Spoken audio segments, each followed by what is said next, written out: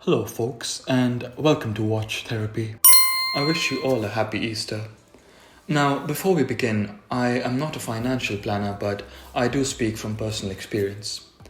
Now, whether you're saving up for your first Rolex or your last, although there never really is a last, this video should cover the right ways to reach your goal. We'll explore how to make the process of saving fun and not a tedious chore that may compromise the quality of your lifestyle. We'll also touch up on why people save up to a certain level and then just give up midway and discuss ways to avoid this from occurring. Before delving into our ways and methods, it's important to understand why you're buying your Rolex or Grail watch and whether the value it adds to your life justifies the money spent, the time elapsed to save the amount, and the opportunity costs incurred by choosing not to spend or save that money elsewhere. It seems obvious, but most are oblivious to this. If you ask certain people, especially young and budding buyers, why they want to buy a Rolex, they would most likely say, because it's a Rolex. This in part is the result of decades of genius marketing and brand building that Rolex has done, but we'll get to that in another video.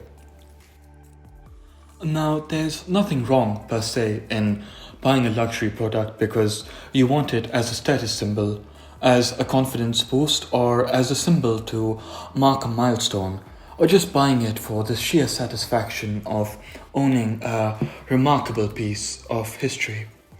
But if you're saving up and not buying it out of readily disposable income, it's always best to know for sure that this is what you want and to introspect whether or not this is just a passing itch or truly a deeper desire. Which brings us to our first way and perhaps the most important one. Don't buy the cheapest Rolex. The cheapest Rolex is often what is suggested to those saving up to buy their first Rolex, but it isn't the one you should necessarily buy. Sure, acquiring a 1980s Rolex Datejust without its box and papers is a quicker and more affordable way of purchasing a Rolex, but this already contradicts the point I mentioned about being fully sure of the particular watch you want to buy, not to mention the costs of servicing an older model watch. The cheapest watch you can find from a brand isn't the wrong decision if you truly desire it and would enjoy it. But that's a big if, as in most cases it's merely a compromise by the buyer. This often leads to regret and most likely would lead to you finding a watch that you actually like later on and then saving up for it all over again.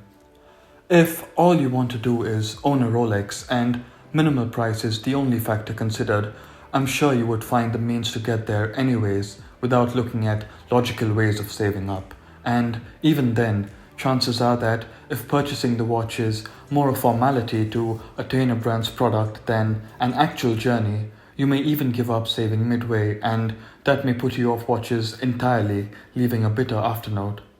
But if you truly want a timepiece that says something about you, that speaks and appeals to you and would last generations to be considered an heirloom, then don't be tempted by the cheapest watch you can get your hands on, and instead take the time out to research your next Grail watch and thoroughly enjoy the hunt before saving up. This will help you save up more actively, as this will now be your passion project instead of just a target to achieve. Further, it will be a much more rewarding and gratifying experience to finally acquire the watch of your dreams, and should it last you long enough, you'll be able to pass it on to your son or daughter as your cherished timepiece. Now, the following is a two-part way to set aside money as savings to buy your Grail watch. One for those who are more used to and inclined to saving and are acclimated to adjusting their lifestyles, and one for those who aren't so used to the process of saving and tend to spend a little more. Firstly, know how much taxes you're paying. Taxes oftentimes get overlooked, and some tend to calculate savings based on their gross income. This will lead to an inaccurate projection of your savings and ability to purchase your Grail watch. Also, look into any tax rebates you may be eligible for and set the entire amount aside for your watch. For regular savers, begin by setting aside 15% of your monthly income after tax for the first 6 months, then double the amount by setting aside 25 to 30% post tax for the next 6 months. So if you're earning 5,000 a month, you'll be setting aside roughly 570 per month for the first 6 months, depending on taxes in your country. And once you get into the groove of setting aside a part of your income, double it to around 20 to 25 to 30% of your net salary set aside monthly. This is a healthy, natural, and organic way of saving up, and within a year, you should have over $10,000 saved up, and this should be enough to purchase your Grail watch. Now, if you're currently using between 10 to 30% of your disposable income on other activities, whether going out to the movies twice a week along with dinners and drinks with friends and families, or buying small recurring presents for loved ones, then first, identify if you are willing to compromise by foregoing or lessening some of those activities, and if there's any hesitation, you really don't need to compromise. Because, like many, if you are saving up for something to buy for yourself that isn't a car or a house for the first time, lessening your leisure activities on a regular basis is likely to make the activity of saving money one that is associated with sacrifice and compromises, and we don't want that. If you're able to naturally and happily decrease any leisure activities and unwanted purchases, especially those that involve a lot of drinking or purchasing impulse buy items, then that's well and good, and it'll lead to higher savings and promote your physical health too.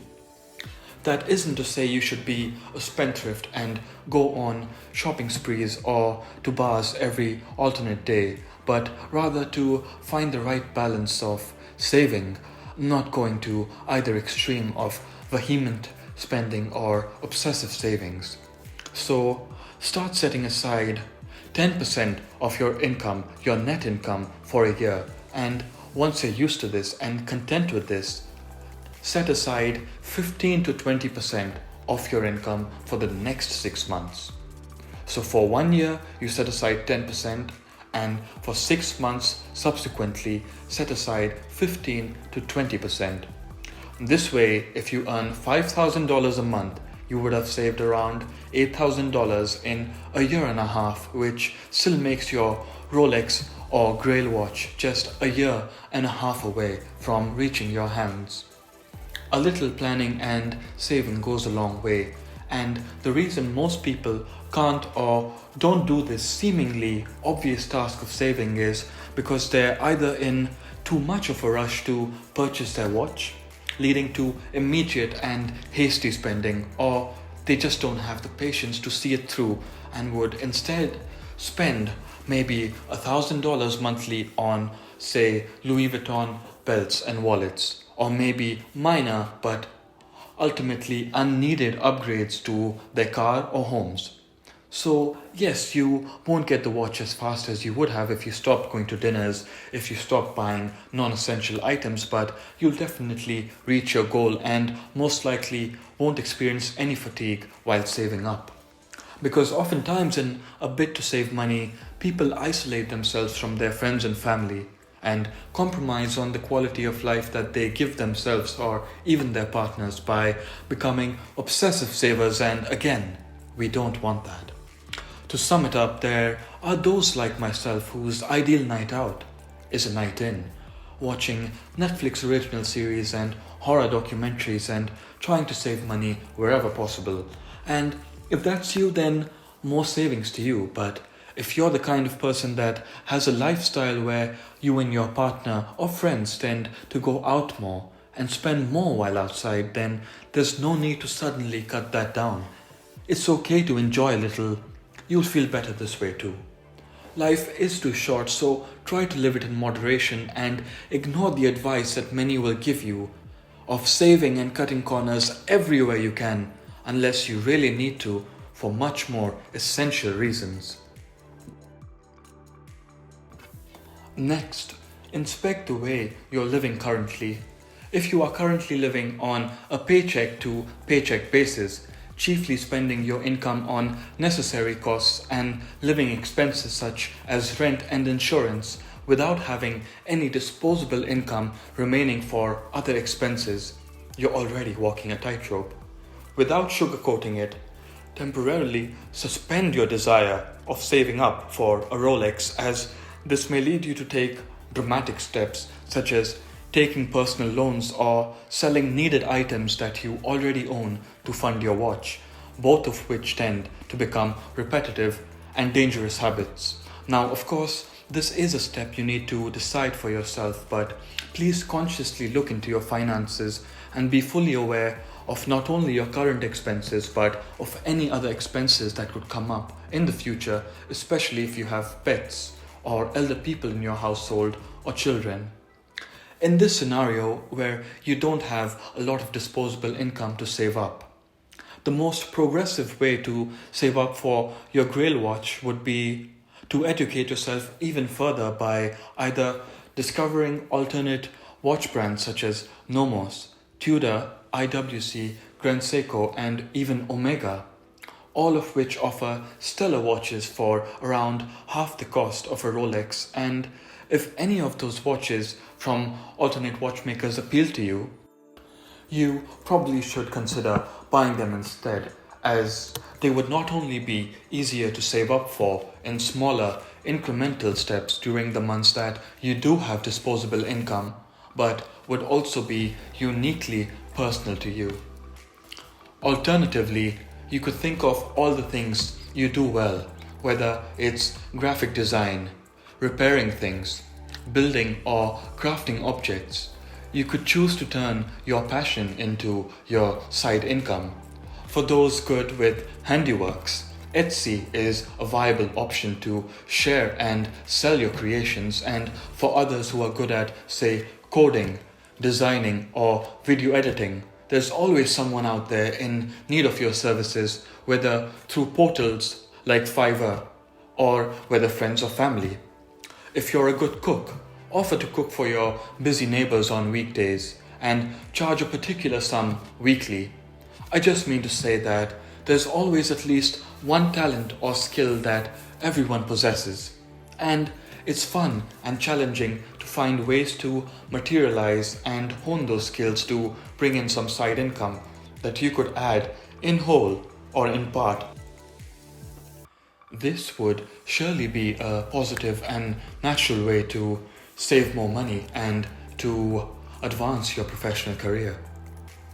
Next, and very important, educating yourself further.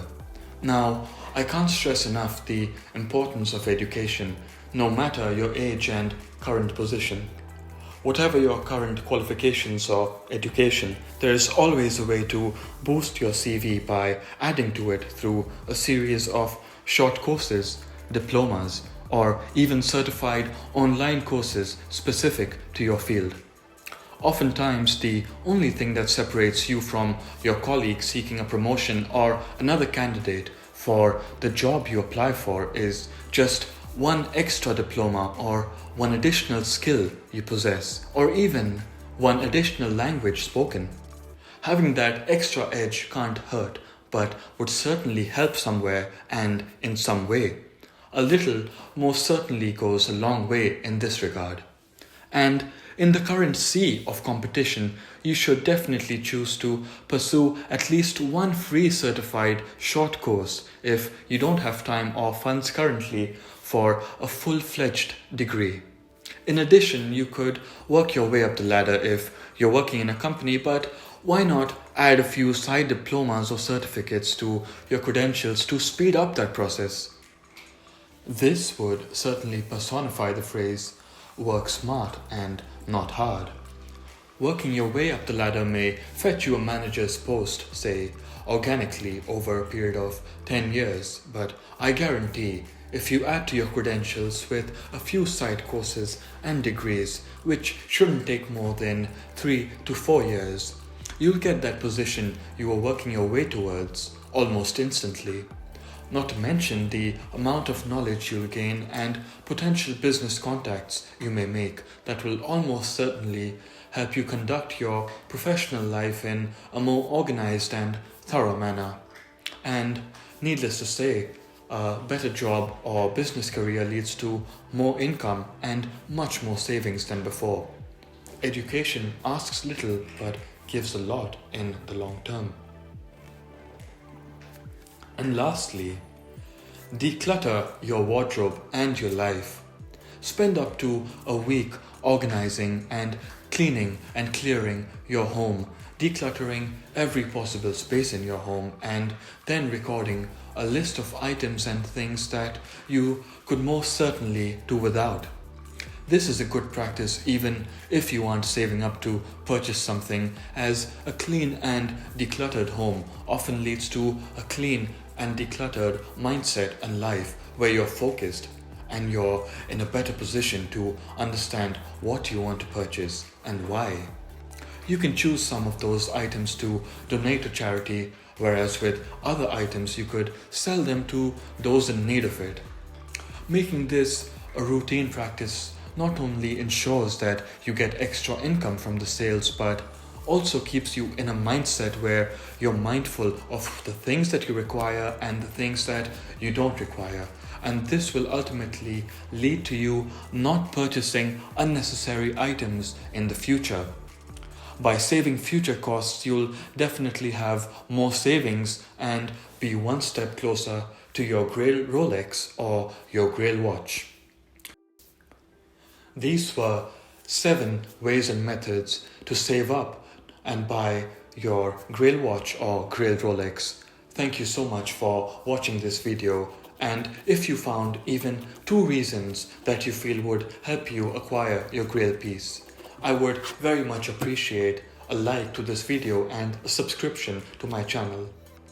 This would definitely help me know that I'm on the right track with these videos and encourage me to keep producing them. I will certainly purchase a proper microphone to ensure proper sound quality for the next video. I do always feel that the worst form of criticism is no feedback at all, so I would very much appreciate your feedback. I hope you enjoyed, and thank you once again for watching. Wish you once again all a happy Easter. Goodbye and good luck in acquiring your grail piece.